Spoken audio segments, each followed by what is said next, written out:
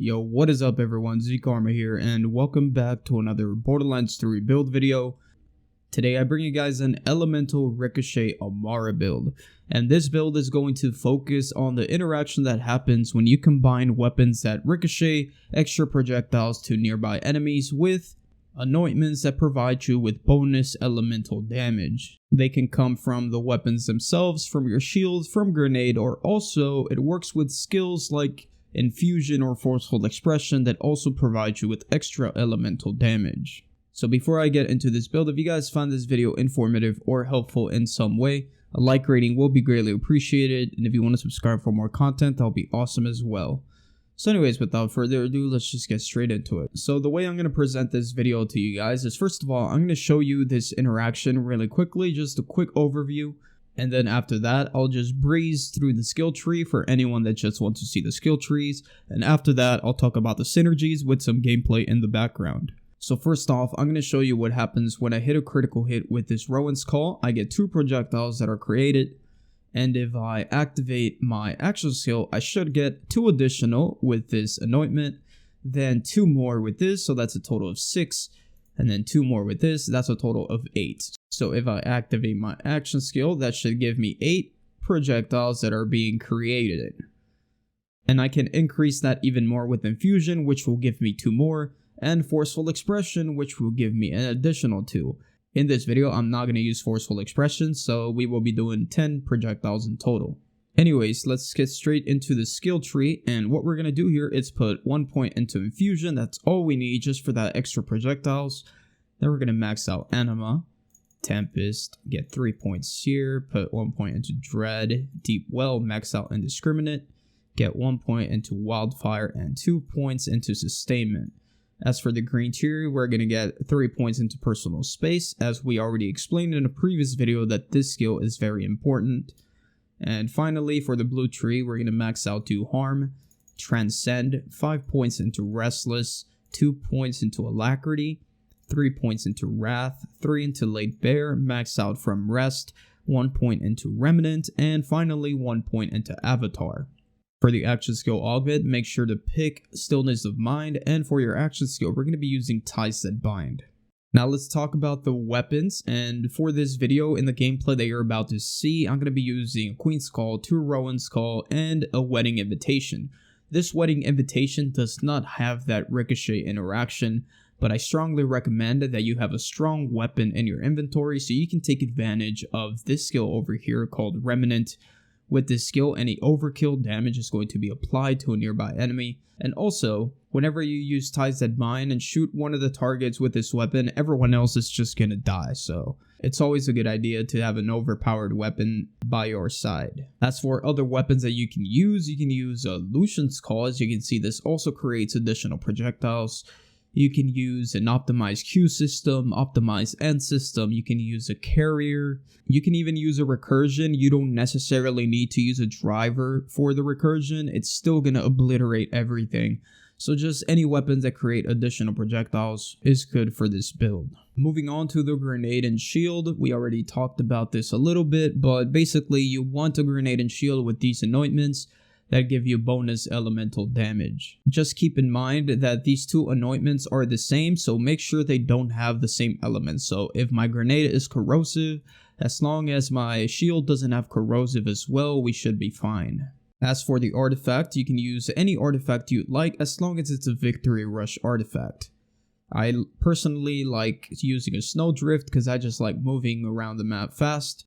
But it's completely up to you. As long as it's a Victory Rush, that'll provide you with 18% movement speed and damage whenever you kill a badass enemy, and this lasts for 60 seconds. So as long as you keep killing badass enemies before the 60 seconds run out, you'll keep this 18% movement speed and damage forever. So it doesn't stack, but you'll always have it. And now let's talk about the class mod. You want to use a Phaserker, which on action skill use, you will gain your max rush stack count, and you'll gain 3% weapon damage and 1% action skill cooldown rate per rush stack. This gives you 5 rush stacks by itself, and then you get 10 from Do Harm and 10 more from Avatar, so you'll get a total of 25 rush stacks, giving you 75% weapon damage and 25% action skill cooldown rate every time you activate your action skill.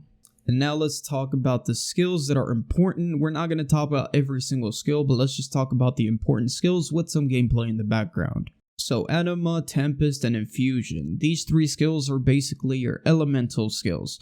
With Anima, your status effects will do more damage and they'll last a lot longer. With Tempest, your elemental damage is going to be increased by 30% and your shock damage is actually going to be increased by 40%. As for Infusion, this is going to convert a portion of your damage into your action skill element, so we only want 1 point in there because we don't want to convert a lot. The only reason why we're using this skill is to create additional projectiles. Next we have Dread, and with this skill our gun damage is going to be increased when we grasp an enemy. It's going to be increased by 15%, and if we kill a grasped enemy, our weapon will be instantly reloaded. Moving on, we have Indiscriminate. This skill is going to provide you with more ricochets, so basically along with all the ricochets that we are already doing, Indiscriminate is going to provide us with an extra ricochet chance, giving us more and more projectiles. Deep Well is going to increase our magazine size on elemental weapons by 20%, which is always good. The less reloading the better. And Sustainment is just going to keep us alive. With Sustainment, every time we deal elemental damage with a weapon, we're going to be getting 8% lifesteal, which should be enough to keep us alive as long as we're doing enough elemental damage. Next up, we have Personal Space. With this skill, your weapons will deal bonus damage based on the distance to your target. So the closer you are, the greater the bonus, and that bonus can be up to 53% as long as you're up very close to an enemy. So most of the time, whenever you're mobbing, you're going to be not that close, but not that far either. So you should be getting about 40% bonus damage on top of all the other damages. So this skill is actually insane because it's multiplicative. It's not additive with anything else. So you're just basically adding even more damage on top of all your damage.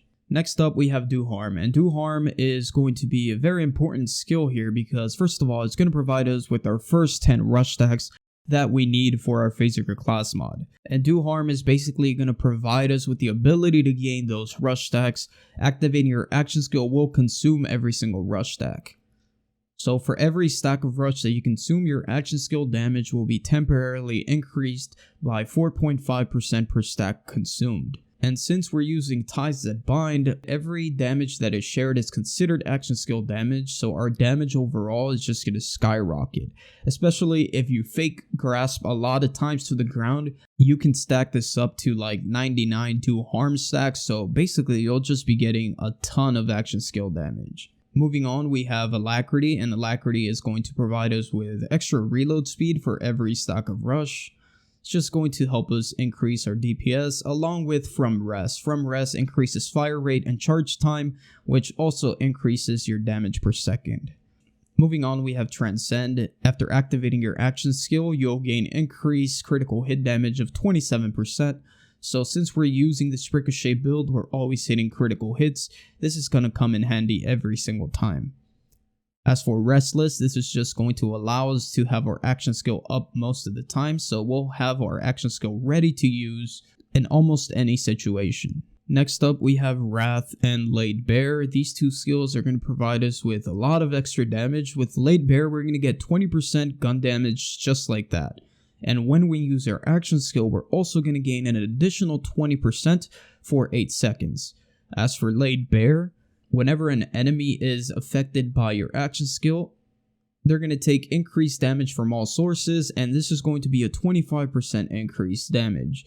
And keep in mind, we are using ties that bind, so whenever we grasp an enemy, all those linked targets are being affected by your action skill, so you'll be getting that 25% increase in damage to all those enemies. Next up, we have Remnant, and I already touched a little bit about the skill, but basically, whenever you kill an enemy, if you do overkill damage, an orb is going to be created, and that orb is going to hit another enemy with that overkill damage. So basically, if I do 1 million damage to an enemy, and that enemy only took 500k to die, those extra 500k are going to be taken into that little orb, seek out an enemy, and basically destroy that enemy as well. And finally, we have Avatar. Avatar is basically the skill that is going to make this build a lot better than it already is. With this skill, your action skill can be activated while it's cooling down. So basically, you can use your action skill twice as much. Additionally, your max rush stack count will be increased by 10, which we already explained earlier. And finally, if your action skill kills an enemy, it's going to refund half of your rush stacks. So since we're using Ties That Bind, honestly, most of the time, you are going to be killing the enemies that are linked with Ties That Bind, so you'll be getting your rush stacks back every single time. So yeah guys, that is going to be the video. That's basically the build. It's really fun to use and extremely effective. This video has been going long enough, so I'm going to go ahead and end it there. If you guys find this video helpful or informative in some way, please help me out by hitting that like button, and if you want to subscribe to see more Borderlands content like this, that'll be awesome as well. Hope y'all have a good rest of your day, and I'll see you guys on the next one. Peace out.